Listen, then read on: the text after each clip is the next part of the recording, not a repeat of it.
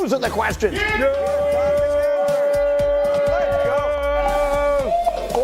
Ready to roll today. Fired up. That's it. That's the peak. I'm pretty much done now. That's pretty much it. Rudy Gay back for more today. Delighted to have him. Squad is ready to go. Windy is up early on the West Coast for us, and our coverage from the Combine in full effect. Graziano, Tannenbaum, Lewis, Redick is up early. We'll get to them. But we start with this. The chef, as I mentioned. Oh, did he cook one up last night? Performance of the night. Rudy Gay, Steph Curry and the Warriors on the road against the Magic. He would start slow. His team would start slow. Golden State down 15 in the second quarter, but look at the range from Steph Curry.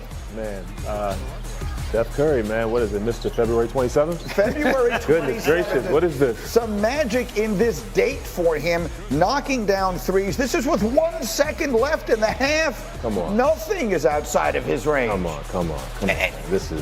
This is insane. This is insane. The fact that he makes this look so casual and so regular to Oh, my God. Third quarter, I'm just going to let you feast your eyes here on a variety of Steph Curry doing things that maybe only he ever could do. He had 22 points, Rudy, in this third quarter. Man, it's just like, it's so hard to guard. Me being there, I've been on the wrong side of this for so many years. It's deflating to see someone hit shots like this at the clip that he does.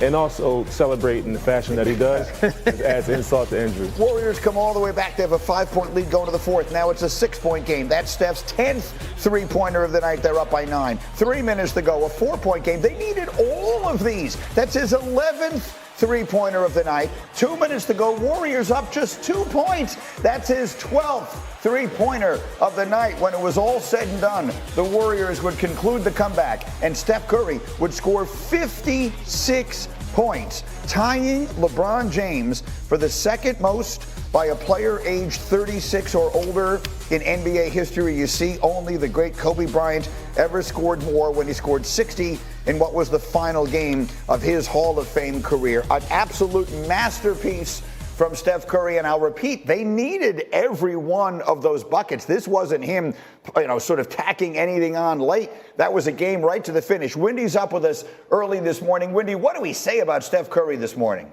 Well, let me give it to you in a form that you and Steph will both appreciate. He made 130 yards of shots last night, 390 feet of shots. I've been at a handful of games like this from Curry. I remember when he did this the first time at Madison Square Garden over a decade ago.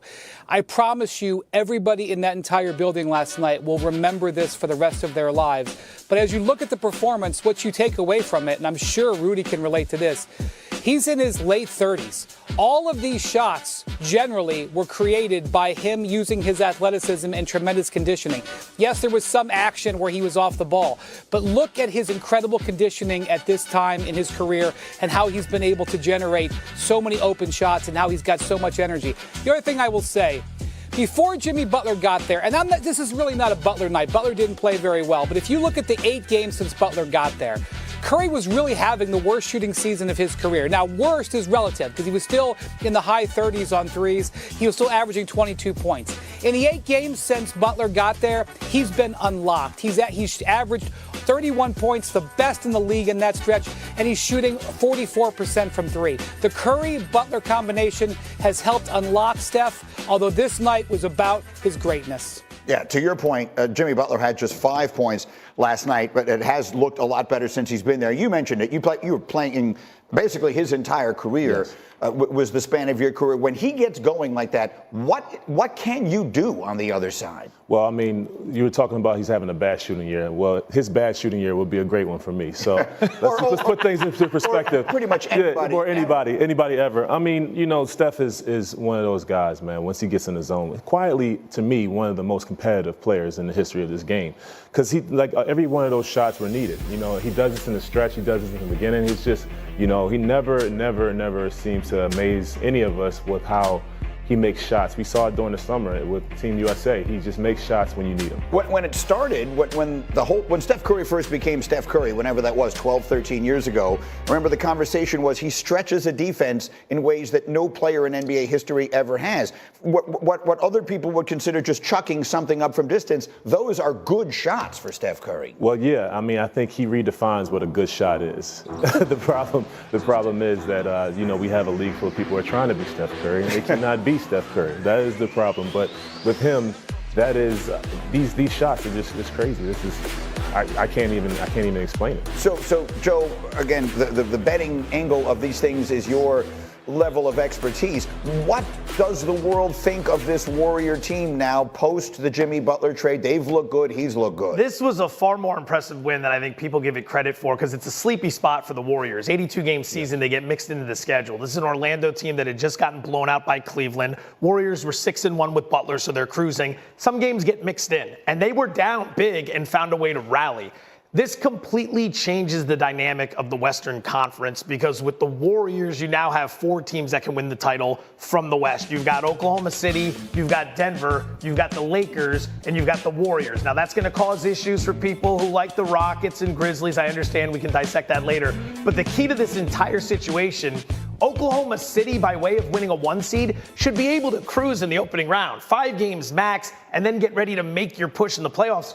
If the Warriors are sitting there as the 8 seed, that's the last thing that you want to see to open the playoffs. The elder statesmen who have been around the block with a head coach who understands the nuance of how to manage a team from game 1 to game 2 to game 3 to game 4. That would be a war for Oklahoma City. For sure. They can play their way out of the play-in, though, and if they continue to go like this. So we will see. So that was the performance of the night.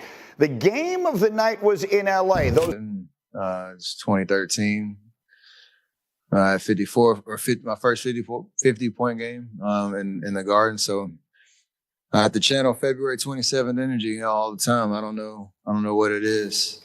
It's alarmingly efficient is what it is. That's insane. Steph took only 25 shots to get 56 points. It's tied for the second fewest in a 55-point game in NBA history, trailing only James Harden. Certainly a night to remember for the 36-year-old Steph Curry. We've got a 17-year NBA vet with us, Rudy Gay, joining SportsCenter. Rudy, if I asked you to give me the date on the calendar where you scored 2 30-point games in your NBA career, could you guess that date? No, it's not as easy as it is for Steph. I don't think so. January 15th. You had 30 points against Cleveland in 2008, and you had 33 at Minnesota in 2014. This is 2014, just because this video is a little fresher. You know, it's actually in HD compared to the other one. But what is it about that time of year, maybe? Is that right around the break? Is it just your legs feel good? They can't feel good this late in the season.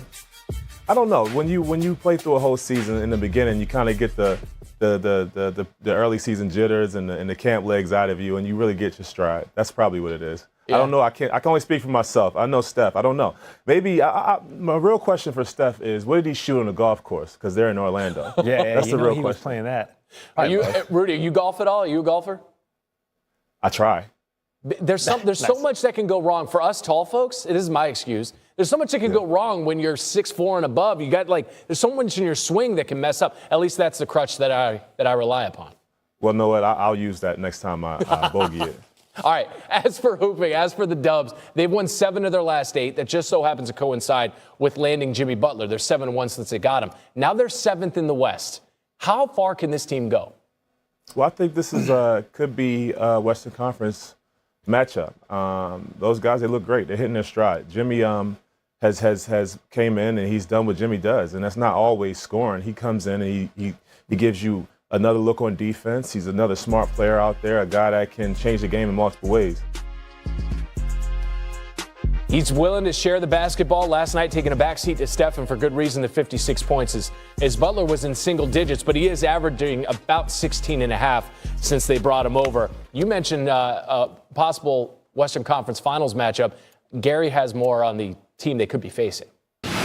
Yeah, listen, man, the Lakers, or hey, if you're sipping that Minnesota Timberwolves tea, but it's LeBron James, man, 37 minutes. He's 40 years old. He was plus 12. He was efficient. Another 30-piece for the 30-year-old. He put this Lakers team on his back. Now they've won 4 straight games in an absolutely pivotal stretch of their season. Rudy, Luka finished 1 for 9 from 3 last night. He's 11 for 49 from long distance since joining the Lakers. When you hear those numbers, what goes through your mind? Well, the first thing is he shot 49 three-pointers since he's been with the Lakers. How many games has he played?